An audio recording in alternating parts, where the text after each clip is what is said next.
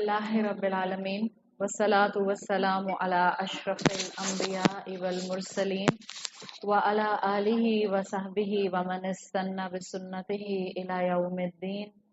Allahumma ja'alna minhum wa minal ladhina amanu wa amilu salihat wa tawasaw bil haqqi wa tawasaw bis sabr. Ameen ya Rabbal Alameen. Thumma amma ba'd, fa'a'udhu billahi minash shaitanir rajim. Bismillahirrahmanirrahim. Rabbi shrah li sadri wa yassir li amri wahlul uqdatam min lisani yafqahu qawli. Allahumma thabbitna 'indal mauti bila ilaha illallah. اے ہمارے اللہ ہمیں ہماری موت پر کلمہ لا الہ الا اللہ پر ثابت قدم رکھے. آمین یا رب العالمین. الحمدللہ ہم رمضان ہی کے حوالے سے یہاں پر بات کرنے کے لیے اکٹھے ہوئے ہیں، اور رمضان ایک ایسا مہینہ ہم پر آنے والا ہے. اس مہینے کو یہاں پر ویلکم کرنے کے لیے اکٹھے ہوئے ہیں کہ جس مہینے میں ہم سب محسوس کرتے ہیں کہ چاند کی اہمیت، ہجری کیلنڈر کی اہمیت، نمازوں کی اہمیت اور قرآن کی اہمیت تھوڑی بڑھ جاتی ہے باقی 11 مہینے کے مقابلے میں. اگر ہم تھوڑا سا اپنے رمضان کے پچھلے جتنے ہم نے رمضان گزارے ہم اس پر ذرا سا ویژولائز کریں تو ہم دیکھتے ہیں کہ وہی ریگولر کھانا پینا ہوتا ہے جو ہم پورا سال کھاتے ہیں، لیکن وہی کھانا پینا جس وقت آپ افطار کے بعد کھاتی ہیں تو آپ کو اس کا مزہ تھوڑا سا بڑا ہوا محسوس ہوتا ہے. وہی پانی جس کو ہم دن میں کئی مرتبہ بغیر سوچے سمجھے اور بغیر شکر کیے ہوئے پی رہے ہوتے ہیں، رمضان میں آپ جب روزہ کھول کر پانی پیتی ہیں تو جو آپ کو پانی پینے کا سرور ملتا ہے ایسا آپ کو کبھی بھی 11 مہینے میں محسوس نہیں ہوتا. وہی نمازوں کے سجدے جو ہم دن میں کئی مرتبہ سجدے کر رہے ہوتے ہیں، لیکن جب رمضان آتا ہے تو ہم میں سے ہر ایک اس چیز کو محسوس کرتا ہے کہ کسی نہ کسی نماز میں سجدے کو پرولونگ کرنے کا ہمارا دل کرتا ہے. جیسے تیسے ہی صحیح ہم روٹین میں تھوڑا بہت جو بھی قرآن پڑھ رہے ہوتے ہیں، لیکن جو رمضان میں ہم قرآن پڑھتے ہیں بہرحال وہ قرآن کا پڑھنا ہمیں ایکسٹرا طاقت دے رہا ہوتا ہے، ایک ہمیں ایمان اپنے اندر بڑھتا ہوا محسوس ہو رہا ہوتا ہے. ہم پورا سال دعائیں مانگتے ہیں، اور چاہے ہم کتنی بھی روبوٹک وے میں دعائیں مانگتے ہیں کہ بعض اوقات لگتا ہے کہ بس جیسے ہم آٹو پر اپنی دعا شروع کرتے ہیں اور جس وقت ہم شروع کرتے ہیں اس وقت یاد رہتا ہے، اور جب ہم آمین کر لیتے ہیں اور منہ پر ہاتھ پھیرتے ہیں تب یاد آتا ہے دعا ختم ہو گئی. تو پورا سال ہم روبوٹک انداز میں دعا مانگتے ہیں، لیکن رمضان کے مہینے میں ہم سب محسوس کرتے ہیں کہ ہمارا کچھ دعا مانگنے کا دل بھی زیادہ کرتا ہے، اور جب ہم دعا مانگتے ہیں تو ہمیں اپنی دعا میں جذبات کا سمندر محسوس بھی کئی مرتبہ ہوتا ہے. اگر ہر نماز کے بعد نہ صحیح تو ہر دن کی ایک نماز میں ہم سب ایسا محسوس کرتے ہیں. یہ سب وہ چینجز ہیں جو رمضان کا چاند نظر آتے ساتھ ہی ہم سب محسوس کرتے ہیں، اور الحمدللہ اکثریت مسلمانوں کی، صرف پاکستان میں نہیں پوری دنیا میں، ایون وہ مسلمان بھی دنیا بھر میں جو مسلم امت میں ریگولر نماز نہیں پڑھتے، ڈیموگرافک سے بتاتے ہیں کہ وہ مسلمان بھی رمضان کے روزے رکھنے کی کوشش ضرور کرتا ہے. تو ایک رمضان کا مہینہ ایسا ہوتا ہے کہ جس میں مسلمان امت بہرحال سم ہاؤ اکثریت میں نیکی کی طرف انکلائنڈ ہو جاتی ہے، اور یہ چیز آپ سب اور ہم سب محسوس کرتے ہیں. الحمدللہ ہم تو وہ لوگ ہیں جو ہم قرآن کی کلاسز سے جڑے ہوئے ہیں، ہم تو یہ چیز محسوس کرتے ہیں کہ ہمیں رمضان کا چاند نظر آتے ہی ایسا لگتا ہے کہ جیسے ہماری زندگی کا ایک نیا ڈائمینشن کھل جاتا ہے. وہ بیچ میں درمیان میں تھوڑا فزل آؤٹ ہو جائے وہ الگ بات ہے، لیکن چاند دیکھنے کی جو ایک کریونگ ہوتی ہے یا چاند کے ساتھ جو ہمارے جذبات ہوتے ہیں شروع کے جو رمضان کے چند دن ہوتے ہیں اس میں بہرحال ہمارے جذبات، ہمارا عبادت کا انکلینیشن بڑا ہوا ہوتا ہے. بعض علماء کہتے ہیں کہ کیوں ہمارے عبادت کے انکلینیشن بڑھ نہ جائیں جبکہ اللہ ہم پر ایک ایسا مہینہ بھیجتا ہے جس میں غیب کے معاملات میں بھی ایکسٹرا آرڈنری چینجز ہوتے ہیں، اور ان غیب کے معاملات کے چینجز ہی ہمیں اپنی سین ورلڈ کے اندر نیکی کی طرف انکلائنڈ کرتے ہیں. یہ وہ مہینہ ہوتا ہے کہ جس میں اللہ کے پاس عالم الغیب میں جنت کے دروازے، جنت کے 8 دروازے کھول دیے جاتے ہیں، اور یہ جنت وہ جنت ہے جس کے لیے احادیث میں آتا ہے کہ اس جنت کی خوشبو اس کے بند دروازوں سے 500 میل کے فاصلے سے آتی ہے. تو آپ امیجن کریں کہ اگر جنت کے 8 دروازے کھلے ہوں، ہم اس خوشبو کو محسوس تو نہیں کرتے، لیکن بہرحال نیکی کا انکلینیشن دنیا میں جو بڑھ جاتا ہے رمضان کے مہینے میں، سم ہاؤ ہم یہ محسوس کر سکتے ہیں کہ کچھ نہ کچھ فیکٹر یقیناً جنت کے 8 دروازوں کے کھل جانے کا بھی اس میں شامل ہوتا ہوگا اللہ کی رحمت سے. جنت کے 8 دروازے احادیث کے مطابق کھل جاتے ہیں. احادیث کے مطابق جہنم کے 7 دروازے بند کر دیے جاتے ہیں، شیاطین کو جکڑ دیا جاتا ہے، اور تمام شیاطین ابلیس سمیت، ابلیس اور اس کی تمام پروجنی، ابلیس اور اس کے تمام بچے اور اس کے جتنے بھی بہن بھائی ہیں، ان تمام کو چین کر کے بند کر دیا جاتا ہے، لاک کر دیا جاتا ہے. رمضان کے مہینے میں اللہ کی رحمت کو بڑھا دیا جاتا ہے. احادیث کے مفہوم سے پتہ چلتا ہے کہ رمضان کے مہینے میں اللہ اپنی مغفرت کو بھی بڑھا دیتا ہے. تو جب عالم الغیب میں اتنی چینجز ہو رہی ہوتی ہیں تو کیسے ہو سکتا ہے کہ ہمارے سین ورلڈ کے اندر، دنیا کے اندر مسلمانوں کا نیکیوں کی طرف انکلینیشن بڑھ نہ جائے. تو بہترین مہینہ ہم پر انشاءاللہ اللہ کی رحمت سے آ رہا ہے. اللہ ہمیں صحت اور ایمان کے ساتھ رمضان کا مہینہ نصیب کرے. اللہ ہمیں بہترین عبادت کی توفیق عطا فرمائے. اپنے جتنے بہترین ریزولوشن آپ رمضان آنے سے پہلے بنا سکتی ہیں، اتنے بہترین ریزولوشن بنائیں تاکہ ہمارا رمضان میں بھی اللہ کے ساتھ ایک تعلق برقرار رہے، اور باقی 11 مہینے میں بھی ہم اللہ کی فرما برداری پر کسی نہ کسی لیول میں جڑے رہیں. بعض اسکالرز کہتے ہیں کہ اگر مسلمان رمضان کو ویسے گزارنے کی کوشش کریں جیسا کہ گزارنا چاہیے، جیسا کہ احادیث میں آتا ہے، جیسا کہ مسلمانوں سے ایکسپیکٹڈ ہے کہ انسان اپنی عبادات میں بھی بہترین کوشش کرے، انسان رب سے تعلق بڑھانے کی بھی بہترین کوشش کرے، انسان مخلوقات کے ساتھ بھی اچھا معاملہ کرنے کی کوشش کرے، تو آپ یقین کریں کہ آپ زیرو سے ہیرو بن سکتے ہیں. It's all about your struggle. اور رمضان کا مہینہ آتا ہی اس لیے کہ آپ کو اور مجھے ایمان کے لحاظ سے اگر ہم زیرو لیول پر ہیں تو اللہ ہمیں تھوڑا سا اس میں اپلفٹ کر دے، تھوڑا اس میں بڑھا دے. آپ کو جو ہم نے پوسٹر دیا تھا اس میں ہم نے ٹائٹل یہی دیا تھا، رمضان اجعلہ شہر الرحمہ. رمضان کا مہینہ اس کو بنائیے رحمت کا مہینہ. رمضان رحمت کا مہینہ تب بنے گا جب رمضان کے مہینے میں ہمیں ہر دن روزہ رکھتے ہوئے اللہ سے تعلق محسوس ہوگا. رمضان رحمت کا مہینہ اس وقت بنے گا جب ہم صرف اور صرف اپنا فوکس پریکٹسز پر نہیں رکھیں گے، ریچولز پر نہیں رکھیں گے، عبادت پر نہیں رکھیں گے، بلکہ عبادت کے ساتھ ساتھ ہم اپنے دل کا تزکیہ کرنے کی کانسٹنٹ کوشش کریں گے. یاد رکھیں، رحمت اس وقت محسوس ہوتی ہے جب آپ رحمت کو ریسیو کرنے کے لیے ایلیجیبل ہو جاتے ہیں. رب کی رحمت تو پورا رمضان برستی ہے. روزے بھی شاید مسلمان امت میں بہت سے لوگ رکھتے ہیں، لیکن کیا ہر ایک کا روزہ قبول ہوتا ہے؟ آپ صلی اللہ علیہ وسلم کی حدیث آپ نے کئی مرتبہ سنی ہے، جس کو اکثر استقبال رمضان میں مینشن کیا جاتا ہے، جس کا مفہوم آتا ہے کہ آپ نے ایک مرتبہ سٹیپس چڑھتے ہوئے، سیڑھیاں چڑھتے ہوئے 3 مرتبہ آمین کہا. جب صحابہ نے پوچھا تو آپ صلی اللہ علیہ وسلم نے واضح کیا کہ جبرائیل علیہ السلام آئے تھے اور انہوں نے 3 لوگوں کے خلاف بد دعا کی تھی، اور میں نے ان تینوں کے اوپر آمین کہا. ان تینوں کیٹیگریز میں سے ایک کیٹیگری جس نے رمضان کے روزے رکھے لیکن وہ اپنی مغفرت نہیں کروا سکا. جبرائیل علیہ السلام دعا کریں اور رسول اللہ صلی اللہ علیہ وسلم آمین کہیں تو دعا کی قبولیت میں پھر آپ کو اور مجھے کوئی ڈاؤٹ نہیں ہو سکتا کہ پتہ نہیں قبول ہوگی کہ نہیں ہوگی.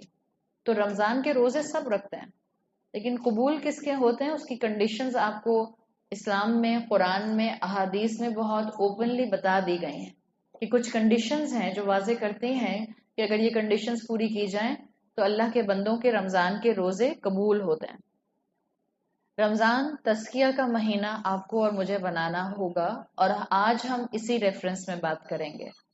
رمضان رحمت کا مہینہ بنے گا جب ہم اپنے دل کے اوپر کام کریں گے. دیکھیں الحمدللہ یہاں پر سب وہ خواتین بیٹھی ہیں، آپ نے رمضان کے اوپر بہت سے استقبال رمضان اٹینڈ کیے. میرا الحمدللہ آپ لوگوں کے ساتھ جو رمضان کا ٹائم گزرے گا وہ صرف 8 دن کا ہوگا. فوزی آپ کو انشاءاللہ فلائرز دے دیں گی. 21 رمضان سے لے کر 28ویں رمضان تک میں انشاءاللہ اس گھر میں ہوں گی.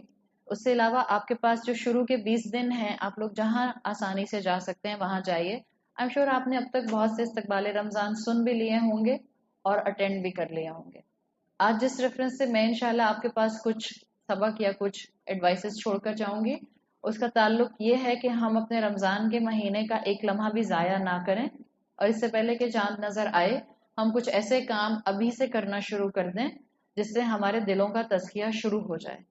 ہم یہاں سیکھیں گے کہ ہم نے رمضان کے ذریعے اپنے دلوں کا تزکیہ کیسے کرنا ہے. اور میں آپ کو اس کے علاوہ روزے کے فقہ پر یا روزے کے مقصد پر یا روزے کے اندر کیا مسائل ہیں، میں اس پر کوئی بات نہیں کر رہی. الحمدللہ ہم سب لوگ کئی عرصے سے قرآن پڑھ رہے ہیں اور اس طرح کے لیکچرز اٹینڈ کر رہے ہیں. ہم رمضان کو تزکیہ کا مہینہ کیسے بنا سکتے ہیں، ہم اس لیے آج اکٹھے ہوئے ہیں تاکہ رحمت کا مہینہ ہمارے اوپر آئے، ہم اس سے پہلے سے اس کو ریسیو کرنے کے لیے تیار ہو جائیں. جب آپ کو اپنے دل کا تزکیہ کرنا ہے تو یقیناً آپ کو اپنے دل کو ہر اس کام سے دور کرنا ہے جو کام آپ کے اور آپ کے رب سے تعلق کے درمیان میں ہنڈرنس بنتا ہے.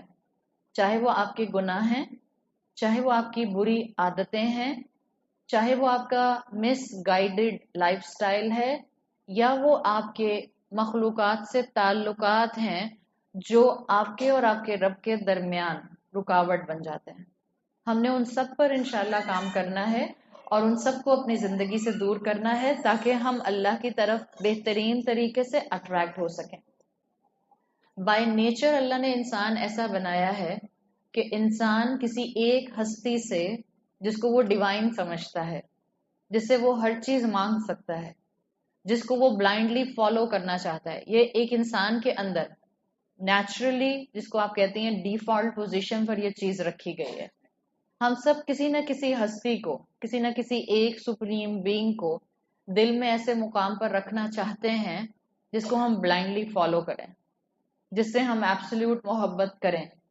لیکن یہ محبت آپ کی اور میری کسی بھی اور ہستی کی ہو نہیں سکتی. اسلام نے ہمیں سکھا دیا کہ اس مقام پر صرف اللہ آ کر بیٹھ سکتا ہے. ہم سب زبان سے اقرار کرتے ہیں کہ اللہ ہی وہ سپریم بینگ ہے جو ہمارے دل میں اس محبت کے مقام پر موجود ہے. لیکن بعض اوقات یہ جو ونیئرز ہمارے ہیں، جو میں نے ابھی آپ کے سامنے رکھے، کبھی کبھی ہمارے گناہ، کبھی ہماری بری عادتیں، کبھی ہمارے مس لیڈڈ مس گائیڈڈ لائف سٹائلز، کبھی ہمارے انسانوں کے ساتھ تعلقات، یہ وہ رکاوٹ یا ونیئر بن جاتے ہیں جو ہمیں اللہ کے مقام پر اللہ کو سٹیبل نہیں رکھنے دیتے. اور اس کے لیے بہت ضروری ہے کہ ہم اپنے دلوں کو صاف کریں. اور آج یہ آپ کا 1 گھنٹے کا 1.25 گھنٹے کا سیشن، میں ڈاکٹر نہیں ہوں کہ آپ کے دل کو نکالوں آپ کے ریب کیج میں سے اور اس کو کسی پانی کی پلیٹ میں ڈال کے صاف کروں اور واپس لگا دوں. اگر دل اتنی آسانی سے تزکیہ ہوتے تو ہم شاید سب اپنی ہارٹ سرجری کرانے کے لیے تیار ہو جاتے. کہ آپ کسی بھی ڈاکٹر کے پاس جاتی ہیں اور ڈاکٹر سے کہتی ہیں کہ میرا اس وقت ہارٹ سرجری کیجیے تاکہ میرے دل میں سے ہمیشہ کے لیے ہر طرح کی گندی فیلنگز نکل جائیں اور صرف اللہ سپریم بینگ ہو. آئی ایم ڈیڈ شیور ہر مسلمان اس ہارٹ سرجری کے لیے تیار ہو جاتا. لیکن یہ اتنا آسان نہیں ہے. It's a lifetime process. ایک دفعہ کی سرجری کی بات نہیں ہے. یہ رسول اللہ صلی اللہ علیہ وسلم کے دل کا معاملہ نہیں ہے کہ جبرائیل علیہ السلام کو بھیجا گیا اور آپ کے دل میں سے اس چیز کو نکال دیا گیا جو شیطان کا حصہ ہوتا ہے.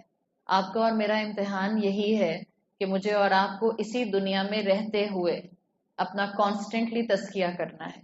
اور رمضان وہ بہترین سٹیپ ہو سکتا ہے یا سٹیپنگ سٹون ہو سکتا ہے جس کے اندر جا کر ہم اپنی آنے والی زندگی کو پھر تزکیہ کے راستے پر کانسٹنٹلی چلانا شروع کرتے ہیں. تو ہم نے اپنے دل کو صاف کرنا ہے. رمضان سے پہلے، رمضان کی عبادات سے پہلے، رمضان کے روزوں سے پہلے، رمضان میں دعائیں مانگنے سے پہلے اور رمضان میں اللہ کی مغفرت چاہنے سے پہلے ہم نے اپنے دلوں کا تزکیہ کرنا ہے، اپنے دلوں کو کلینس کرنا ہے، اپنے دل کو پاک کرنا ہے. بالکل جیسے آپ کو اگر جسمانی پاکی حاصل کرنی ہو تو آپ کو کیا کرنا ہوتا ہے؟ اگر آپ کو جسمانی پاکی حاصل کرنی ہو تو کیا کرنا ہوتا ہے؟ غسل کرنا ہوتا ہے. اگر آپ حالت حیض میں ہیں اور آپ کا جسم پاک نہیں ہے اور آپ کو پاک ہونا ہے تو آپ غسل کرتے ہیں. حالت جنابت میں ہیں اور آپ کو پاکی حاصل کرنی ہے تو آپ غسل کرتے ہیں. بالکل جیسے پاکی کے لیے آپ کا غسل ریکوائرڈ ہے، بالکل جیسے نماز کے لیے کیا ریکوائرڈ ہے؟ وضو ریکوائرڈ ہے۔ حج کے لیے کیا ریکوائرڈ ہے؟ آپ کا احرام۔ اسی طرح سے علماء کہتے ہیں کہ رمضان میں داخل ہونے سے پہلے دلوں کا تزکیہ ریکوائرڈ ہے، اس لیے کہ ایسا نہ ہو کہ ہم اپنے دل میں بہت سی غصہ، نفرت، کینہ لے کر رمضان میں داخل ہوں اور ہم سمجھتے رہیں کہ ہم بہت عبادات کر رہے ہیں، لیکن ہمارا دل جو ہے وہ نفرت سے ایسا بھرا ہو کہ ہمارا ریچولسٹیکلی عبادت سے اس کا مقصد حاصل کرنا ہمارے حصے میں آئے ہی نہیں۔ رمضان کا مقصد ہی ہے کہ ہم اس سے تقوی حاصل کریں، اپنا تزکیہ کریں، اپنے دلوں کو صاف کریں۔ ہم سب نے وہ مشہور حدیث سنی ہے جو عبداللہ ابن عمر بن عاص رضی اللہ عنہما سے مروی ہے، جس میں ایک مرتبہ صحابہ بیٹھے تھے کہ ایک شخص آیا، آپ نے کہا کہ اب جو شخص یہاں سے گزرے گا وہ جنتی ہے۔ آپ نے یہ حدیث، طویل حدیث آتی ہے اور آپ کو کئی نیریشنز کے اندر مل جاتی ہے۔ ان صحابہ کے اندر ایک ینگ صحابی جن کی عمر 18-19 سال آتی ہے، اور میں نے اس گھر میں کئی مرتبہ درس کرتے ہوئے ان کا نام لیا ہے، عبداللہ ابن عمر بن عاص، جو عمر بن عاص کے بیٹے تھے۔ ہارڈلی 18 سے 21 سال کے درمیان ان کی عمر آتی ہے۔ انہوں نے جب اللہ کے رسول صلی اللہ علیہ وسلم سے ایک شخص کے بارے میں سنا جس کو آپ نے کہا کہ یہ جنتی شخص ہے اور یہ عشرہ مبشرہ میں سے نہیں تھے، تو عمر بن عاص کے جو بیٹے تھے عبداللہ ابن عمر، انہوں نے فیصلہ کیا کہ وہ ان شخص کے پیچھے پیچھے جائیں گے اور دیکھیں گے کہ ان شخص میں کیا خاص بات ہے جس کی وجہ سے اللہ کے رسول صلی اللہ علیہ وسلم نے ان کو یہ کہا ہے کہ ابھی ایک جنتی شخص یہاں سے گزرے گا۔ تو یہ ان کے پیچھے پیچھے گئے، ان کے گھر گئے، ان سے بات کی اور ان سے اجازت چاہی کہ میں آپ کا مہمان بننا چاہتا ہوں۔ 3 دن ان کے ساتھ گزارے، اور 3 دن ان کے ساتھ گزارنے میں عبداللہ ابن عمر کہتے ہیں کہ میں نے کچھ بھی محسوس نہیں کیا کہ انہوں نے عام مسلمانوں سے زیادہ کچھ ریچولز ادا کیے ہوں، نہ ایکسٹرا روزے رکھے، وہی روزے جو مسلمان رکھتے تھے وہی انہوں نے بھی رکھے، وہی عبادت جو مسلمان کرتے تھے وہی عبادت انہوں نے بھی کی۔ تو ریچولسٹیکلی پریکٹسز پوائنٹ آف ویو سے، عبادت کے پوائنٹ آف ویو سے انہوں نے کوئی ایکسٹرا چیز نہیں کی، سوائے ایک چیز کے، میں آپ کو حدیث کا سنوپسس بتا رہی ہوں اس لیے کہ حدیث بہت لمبی ہے، سوائے ایک چیز کے جو عبداللہ ابن عمر نے محسوس کی ان صحابی رسول کے بارے میں، کہ یہ صحابی رسول ان کی عادت تھی کہ یہ ہر رات سونے سے پہلے اپنے آپ کو فورس کرتے تھے کہ یہ ہر اس شخص کو معاف کر دیں جس نے دن بھر میں ان کے ساتھ زیادتی کی ہوتی تھی۔ یہ اپنے آپ کو فورس کرتے تھے کہ یہ اس شخص کے لیے دعا کریں جس شخص نے ان کا دل دکھایا ہوتا تھا، اور دعا کرتے تھے بلند آواز میں کہ اللہ اس کو معاف کر دے، اللہ اس کو ہدایت دے، اللہ اس کو گائیڈ کر۔ کسی انسان نے آپ کے ساتھ زیادتی کی ہو، بعض اوقات ہم بہت آرام سے کہتے ہیں میں اس کے لیے ہدایت کی دعا نہیں مانگ سکتے۔ ہم سب اس بات کے گواہ ہیں کہ کسی نے آپ کے ساتھ کوئی ایسی زیادتی کی ہو جس میں جینوئنلی آپ کو ہرٹ کیا ہے، بعض اوقات واقعی آپ کہتی ہیں کہ میں اس کے لیے ہدایت کی دعا نہیں مانگ سکتی اس لیے کہ بس میں نے چھوڑ دیا معاملہ، لیکن کسی کے لیے جس نے آپ کے ساتھ زیادتی کی ہے اس کے لیے ہدایت کی دعا مانگنا یہ آسان کام نہیں ہوتا۔ تو ان صحابی رسول کا یہ عمل تھا کہ جب یہ رات میں سونے لگتے تھے، ہر رات آن اے ڈیلی بیسس جس انسان نے ان کے ساتھ زیادتی کی ہوتی تھی یہ اس کو معاف کر کے سوتے تھے، اپنے دل کا تزکیہ کر کے سوتے تھے، اپنے دل کو صاف کر کے سوتے تھے، اور جب دل صاف ہوتا ہے تو انسان کو نیند بھی پرسکون آتی ہے۔ جب دل صاف ہوتے ہیں تو انسان کے دل بوجھل نہیں ہوتے۔ یاد رکھیں، جب دلوں میں غصہ ہو، جب دلوں میں کسی کے لیے گرج ہو، جب دل میں کسی کے لیے حسد ہو، جب دل میں کسی کے لیے غل ہو، تو انسان کی عبادت بھی صحیح طرح سے ہو نہیں پاتے۔ انسان کے دل کو بوجھل پن اس کی عبادت میں، عبادت کے میننگز تک پہنچنے نہیں دیتا، اور پھر اس طرح سے انسان جو ہے وہ اپنے دل میں نفرت لیے گھومتا رہتا ہے۔ اسی لیے علماء کہتے ہیں جس دل میں حسد ہو مخلوقات کے لیے، دوسرے انسانوں کے لیے، جس دل میں غصہ ہو اپنے دوسرے مسلمان بھائی یا بہن کے لیے، اس دل میں اللہ کی محبت نہیں آتی۔ اگر ہم زبان سے یہ کہتے ہیں کہ ہمیں اللہ سے محبت ہے اور دل میں کسی کے لیے گرج یا کینہ موجود ہے، تو اسکالرز کے مطابق وہ زبان کا دعویٰ ہمارے دل کی گہرائی سے نہیں نکل رہا، اس لیے کہ اگر آپ کو دل میں اللہ کی محبت بسانی ہے تو پھر آپ کو دل سے نفرت کو ہٹانا ہوگا۔ بعض اوقات ہم کسی انسان کی نفرت میں اتنا مصروف ہوتے ہیں کہ ہم اللہ کی بتائی ہوئی باتوں کے مطابق زندگی گزارنا ہی بھول جاتے ہیں. آپ کی کسی سے لڑائی ہوئی ہو اور آپ اس لڑائی کے بعد نماز پڑھنے کھڑی ہو جائیں، کیا حال ہوتا ہے اس نماز کا؟ سارا ٹائم زبان نماز کے الفاظ پڑھ رہی ہوتی ہے، لیکن دماغ اور دل کس میں مصروف ہوتا ہے؟ کبھی پلاننگ کرنے میں، اب آئی نا اب یہ کہوں گی، اب یہ کہا نا تو یہ کہوں گی، یا جو وہ کہہ کے چلی گئیں اسی غم میں ڈوبے جا رہے ہیں. مجھے کہہ کے چلی گئیں، میرا دل توڑ دیا، مجھے ہرٹ کر دیا، مجھے عزت نہیں دی، میرے ساتھ اس طرح بات کیوں کی. اور اس کی وجہ سے ایفیکٹ کس پر آتا ہے؟ عبادت. تو ہم خود سوچ سکتے ہیں، ہم سب نے یہ چیز ایکسپیرینس کی ہے، اور ہم انسان ہیں، ظاہری بات ہے ہمارے قدم پھسلتے ہیں. ہمارا یہاں آ کر بیٹھنا یا اس طرح کی جگہوں پر جا کر بیٹھنے کا مقصد یہی ہوتا ہے کہ ہم اپنی اصلاح کر لیں، اس لیے کہ ہم انسان ہیں، ہم میں نسیان ہے، ہم میں فورگیٹفلنس ہے، ہم بھول جاتے ہیں. اور قرآن کی محفلوں میں ہم آتے ہی اس لیے ہیں تاکہ ہمیں اچھی باتیں یاد آ جائیں. آپ صلی اللہ علیہ وسلم کی صحیح حدیث آتی ہے ابن ماجہ میں، اور یہ عبداللہ ابن عمر بن عاص سے ہی مروی ہے کہ کہتے ہیں ایک مرتبہ صحابہ کی گیدرنگ میں رسول اللہ صلی اللہ علیہ وسلم سے پوچھا گیا، قیل للرسول اللہ صلی اللہ علیہ وسلم ای الناس افضل، اللہ کی نظر میں سب سے زیادہ بہترین بیسٹ انسان کون ہے؟ اللہ کی نظر میں ورچوس انسان کون ہے؟